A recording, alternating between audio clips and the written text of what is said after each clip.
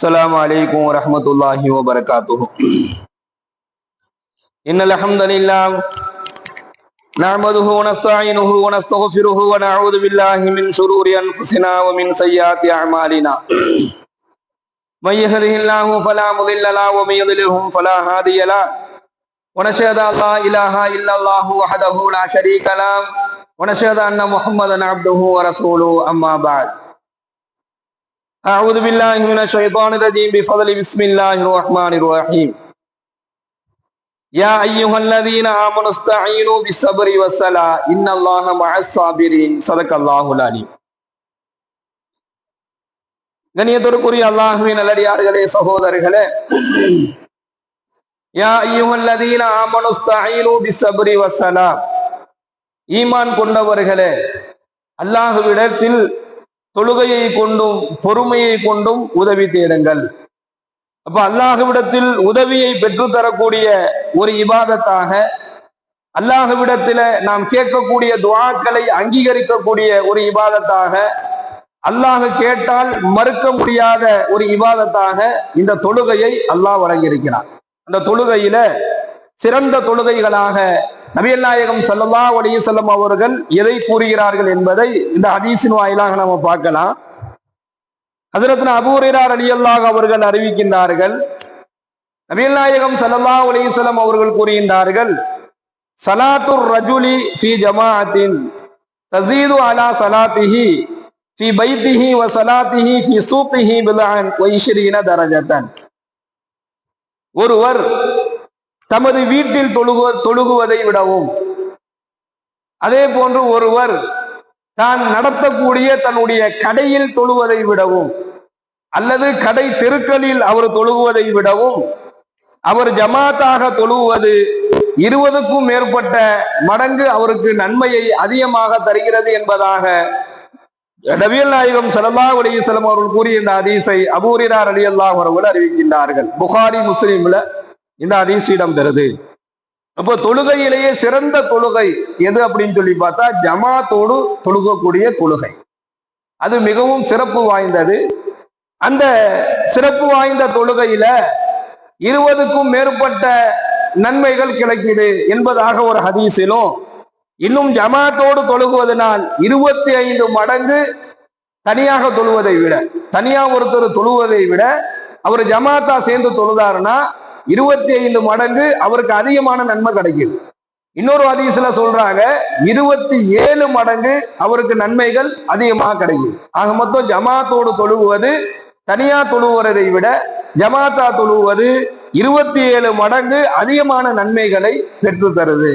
அப்ப ஜமாத்தை விடக்கூடாது என்பதை இந்த ஹதீஸின் வாயிலாக நாம் பார்க்க முடிகின்றது.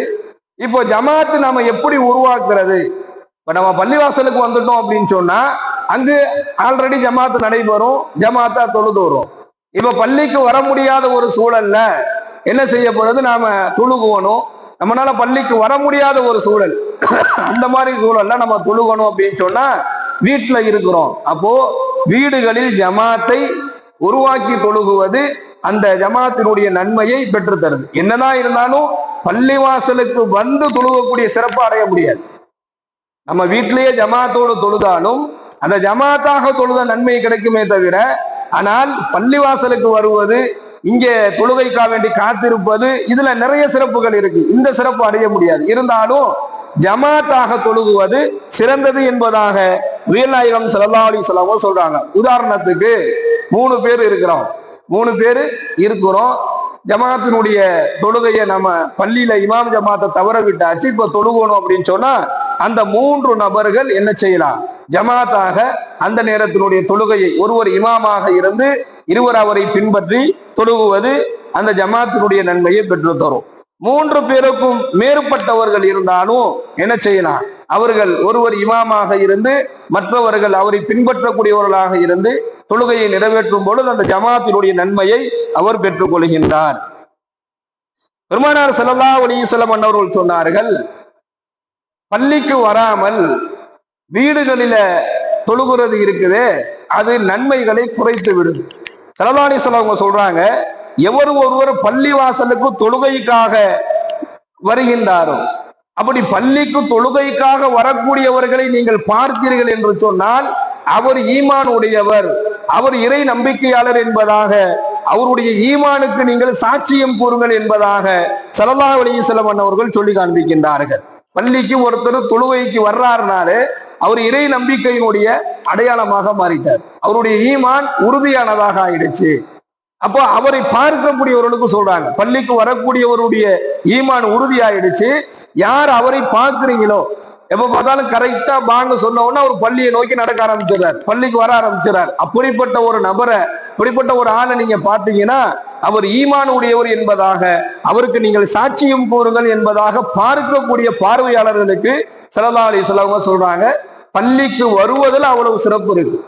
பள்ளிக்கு நடந்து வருவதில், பள்ளிக்கு தொழுகைக்காக வேண்டி வருவதில், பள்ளியை நோக்கி வருவதில் அவ்வளவு சிறப்பு இருக்குது. அந்த பள்ளியில ஜமாத்தாக தொழுதால் 20, 25, 27 மடங்கு நன்மைகளை அவர் பெற்றுக் கொள்கின்றார். அதுல எந்த விதமான குறையும் அல்லாஹ் வைக்க மாட்டான். அப்ப தொழுகையிலே சிறந்த தொழுகை ஜமாத்தோடு, இமாம் ஜமாத்தோடு சேர்ந்து தொழுகக்கூடிய தொழுகை, ஜமாத்தாக தொழுகக்கூடிய தொழுகை தொழுகையிலேயே சிறந்தது என்பதாக நாயகம் ஸல்லல்லாஹு அலைஹி வஸல்லம் சொல்லி காண்பிக்கின்றார்கள். இது ஒண்ணு. அதே போன்று தொழுகையில சிறந்த தொழுகை என்று நம்ம பார்த்தோம் அப்படின்னு சொன்னா ஃபஜ்ருடைய தொழுகையை நாயகம் ஸல்லல்லாஹு அலைஹி வஸல்லம் அவங்க சொல்றாங்க. ஃபஜ்ருடைய தொழுகையை எவர் ஒருவர் விடுகின்றாரோ அவர் நயவஞ்சகனாவார்.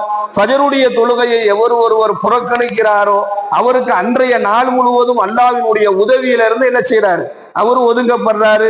எவர் ஒருவர் ஃபஜ்ருடைய தொழுகையை விட்டு விடுகின்றாரோ அவருக்கு முசீபத்துகள் வந்துருதுன்னு நம்ம நிறைய விஷயங்களை பார்க்கணும். இந்த ஃபஜ்ருடைய தொழுகையை பத்தி ஸல்லல்லாஹு அலைஹி வஸல்லம் அவங்க சொல்றாங்க, தொழுகையிலேயே சிறந்த தொழுகை 2, ஒன்னு இஷாவினுடைய தொழுகை, இன்னொன்னு ஃபஜ்ருடைய தொழுகை. அதுல ஃபஜ்ரு தொழுகை ஆக சிறந்தது, உயர்ந்தது. யாரு ஃபஜ்ரு தொழுதுட்டாங்களோ அல்லாஹ் அன்றைய நாள் முழுவதும் அவருடைய தேவைக்கு தான் பொறுப்பாளனாக ஆகிவிடுகிறான் என்பதாக நம்ம பார்க்கிறோம். நபி அவர்கள் ஃபஜ்ருடைய தொழுகையில அதிகமான வசனங்களை, ஆயத்துக்களை ஓதுவாங்க. ஃபஜ்ருடைய தொழுகையில மட்டும் அதிகமான ஆயத்துக்களை ஓதுவாங்க. சஹாபாக்கள், இந்த ஹதீஸை அறிவிக்கக்கூடிய சஹாபி சொல்றாங்க, நபி அவர்கள் குறைந்தது 50 ஆயத்துக்களை, சூரத்துல் கஹ்ஃப் என்று சொல்லக்கூடிய அத்தியாயத்தில் வரக்கூடிய 50 ஆயத்துக்களை ஃபஜ்ருடைய தொழுகையில ஓதுவாங்க. சில நேரங்கள்ல 60 முதல் 100 வசனங்களை ஓதுவார்கள். சில நேரம் நீண்ட நேரம், அதிக நேரம் ஃபஜ்ருடைய தொழுகையை அவர்கள் தொழ வைப்பார்கள். ஃபஜ்ருடைய தொழுகையை அதிகமான வசனங்களை ஓதி தொழுகுவது சிறந்தது. ஆனா இன்னைக்கு ஃபஜ்ருடைய தொழுகையை விரைவாக இமாம் முடிக்க வேண்டும் என்பதாக எதிர்பார்க்கக்கூடிய ஒரு சூழலில் இருக்கக்கூடிய மக்களை நம்ம பார்க்கிறோம். ரொம்ப நேரம், குறைஞ்சது ஒரு 1/4 மணி நேரம் இமாம் தொழ வச்சுட்டார் அப்படின்னு சொன்னாலே பள்ளிவாசல் முத்தவள்ளி யாராச்சும் ஒரு ஆள் கூப்பிட்டு கொஞ்சம் குறைச்சிக்குங்கன்னு சொல்லணும், கொஞ்சம் தொழுகையை குறைச்சிக்குங்கன்னு. அப்படிலாம் சொல்லக்கூடாது. தொழுகையை குறைச்சிக்கன்னு சொல்றதுக்கெல்லாம் முத்தவள்ளிக்கெல்லாம் எந்த தகுதியுமே கிடையாது. எந்த யாருக்கும் அந்த தகுதி கிடையாது. தொழுகையினுடைய நேரத்தை நீ சுருக்குன்னு சொல்றதுக்கு தகுதி கிடையாது. தொழுகையினுடைய நேரத்தை சுருக்கலாம். எப்ப தெரியுமா? அதற்குன்னு ஒரு சூழல் இருக்குது, ஒரு சூழ்நிலை இருக்குது, ஒரு பதட்டமான ஒரு சூழல் இருக்குது. இப்ப போர்க்களத்துல இருந்தாங்க, அங்க தொழுகையை ஸல்லல்லாஹு அலைஹி வஸல்லம் சுருக்கி தொழ வச்சாங்க. ஏன்னா முடிச்சுட்டு அது ஒரு பதட்டமான ஒரு சூழல், ஒரு அவசரமான ஒரு நிலை, ஒரு முக்கியமான வேலைகள் நடைபெறக்கூடிய ஒரு நிலை என்பதாக ஒரு நேரம் இருக்குது. அந்த மாதிரி நேரத்துலதான் தொழுகையை சுருக்குவதற்கு அனுமதி இருக்கு. அது இமாமுக்கு தெரியும். அந்த சட்டத்தை அந்த இமாம் படிச்சிருப்பார், படிக்காம இருக்க மாட்டார். எந்த நேரத்துல தொழுகையை நீட்டணும், எந்த நேரத்துல தொழுகையை சுருக்கணுங்கிறது அந்த இமாம் அதனுடைய சட்டத்தை படிச்சிருப்பார், அவருக்கு தெரியும். ஆனா 19 கூப்பிட்டு நீங்க இந்த தொழுகையை இவ்வளவு நேரம் தான் நீங்க தொலை வைக்கணும், இதுக்கு மேல நீங்க தொலை வைக்க கூடாது, சரியா வராது என்பதாகலாம் யார் இமாம கூப்பிட்டுலாம் சொல்லக்கூடாது. அதுவும் குறிப்பாக ஃபஜ்ருடைய நேரத்தை நீ சுருக்கி தொலைவை என்பதாக சொல்வது மிகப்பெரிய ஒரு தவறான ஒரு விஷயம். ஸல்லல்லாஹு அலைஹி வஸல்லம் அன்னவர்கள் 50 வசனங்களை ஓதிருக்காங்க, அதாவது 50 ஆயத்துக்களை ஓதிருக்கிறாங்க. சில நேரங்களில் 60 ஆயத்துக்கள் ஓதிருக்கிறாங்க. சில நேரங்களில் 100 வசனங்களை என்ன செஞ்சிருக்கிறாங்க, ஃபஜ்ருடைய தொழுகையை ஓதி இருக்கின்றார்கள். அப்படி இமாம் ஓதும் பொழுது பின்னாடி நின்றுகிட்டு சலிப்படைய கூடாது. என்னடா இவ்வளவு நேரம் தொழு வச்சு இருக்கிறாரு அப்படின்னு சொல்லக்கூடிய அந்த சலிப்பு என்ன செய்யக்கூடாது, தொழுகையில வராது. நீண்ட நேரம் ஓதி தொலை வைக்கக்கூடிய அந்த தொழுகையில சிறப்பு உள்ளது என்பதாக நம்ம ஹதீஸ்ல பார்க்கிறோம். அதே போன்று லுஹருடைய தொழுகையில முதல் ரக்காத்துல கொஞ்சம் அதிக நேரம் எடுத்துக்கொள்வார்கள். அசரனுடைய தொழுகையிலையும் முதல் ரக்காயத்துல கொஞ்சம் அதிக நேரம் எடுத்துக்குவாங்க. சில நேரங்களில் சூழ்நிலைக்கு தகுந்ததை போன்று பெருமானார் ஸல்லல்லாஹு அலைஹி வஸல்லம் அவர்கள் தொழ வைத்திருக்கின்றார்கள். சூழ்நிலையை கருத்தில் கொண்டு தொழுகுவதே சிறந்தது என்பதாக நம்ம ஹதீஸிலேயே பார்க்கிறோம். சில நேரம் எல்லா நேரத்திலையும் பிடிச்சபடியும் நிற்க கூடாது. சில பேர் பார்த்துக்கிட்டீங்கன்னா எல்லோருடைய தொழுகைய 20 நிமிஷம் காமன் நேரம் நம்ம நடத்தக்கூடிய ஆள்லாம் இருக்குது. அந்த மாதிரி இல்லை, சூழ்நிலைகளை கருத்தில் கொண்டு தொழுகுவதை சிறந்ததாக இருக்கிறது என்பதாக ஹதீஸின் வாயிலாக நம்ம பார்க்கிறோம். சுப்ஹானல்லாஹி பிஹம்திஹி சுப்ஹானக அல்லாஹும்ம வபிஹம்திக வனஷ்ஹது அல்லா இலாஹா இல்லா அன்த நஸ்தக்ஃபிருக வ நத்தூபு இலைக். சுப்ஹான ரப்பிக ரப்பில் இஸ்ஸத்தி அம்மா யசிஃபூன் வ ஸலாமுன் அலல் முர்ஸலீன் வல்ஹம்துலில்லாஹி ரப்பில் ஆலமீன். ஸல்லல்லாஹு அலா முஹம்மது ஸல்லல்லாஹு அலைஹி வஸல்லம். ஸல்லல்லாஹு அலா முஹம்மது ஸல்லல்லாஹு அலைஹி வஸல்லம். ஸல்லல்லாஹு அலா முஹம்மது